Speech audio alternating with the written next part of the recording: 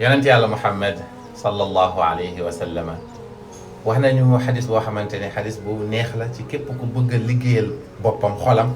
waaye ki bëgg yool bu rëy tamit. Muaaz ibnu Anas moo ñu nettali xadis bi ñëw na ci Tirmidi ñëw na ci Abu Daawuda ñëw na ci Tabaraani ñëw na ci Ahmad. Muaaz ibnu Anas mu nañu yonent bi sallallahu alayhi wa sallam moo ñu ne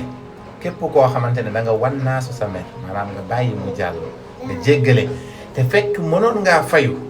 mu ne suba yowmal qiyaam ci kanamu adduna bi yëpp nit yeeg jinne yeeg malaaka yi yàlla daf la naan diw xoolal ci aljanna lu la neex ma may la xoolal ci aljanna lu la neex ma may la honneur boobu yow yaa ko am tey. dañuy jéggale dafa metti nit def la lu la naqari moo xam ci famille la moo xam ami la moo xam dalaa wor moo xam dalaa jaay doole fekk yenn saa yi mën nga fayu mais nga jéggal ko rek ngir yàlla loolu dafay neex yàlla ba lii mooy doon payooram. yàlla nañu yàlla may xol yooyu bi jaahi rasulillah sallallahu alayhi wa sallam. Seydina Ali xeex naag benn xéeféer ba daaneel ko ba yéeg ci kawam dara desul lu dul rey kooku xàttandiku tufli ko Seydina Ali jóg bàyyi ko. ñu ne ko yow ku bon kii doo ko rey mu ne ba may xeex ak moom du woon dama kaa mere islam a taxoon islam moo ne woon naa xeex ak moom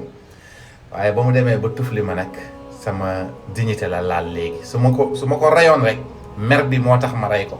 te yàlla wax na ne wal kaadimina al ghayza wal aafina an innaas yàlla nee na maa ngi tagg ñi nga xam ne dañuy nëbb seeni mer di ko wannaasu dégg nga di may nit ñi jàmm ma bëgg a bokk ci ñooñu moo tax ma jéggal ko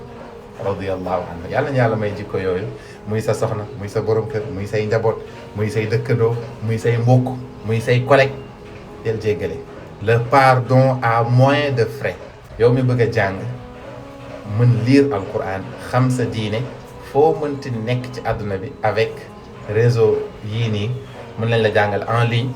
ci durée bu gàtt nga am maîtrise ci lecture alquran wala boo bëggee mokkal tamit ñu gunge la ba keroog ngay mokkal incha allah yow wala sa njaboot yëpp bu la intéressé mën nga ñëw contacter ci numéro bi affiché nii par WhatsApp. yàlla na yàlla defal fatxu defal ñu tawfiq bi jaahi rasulillah indallah.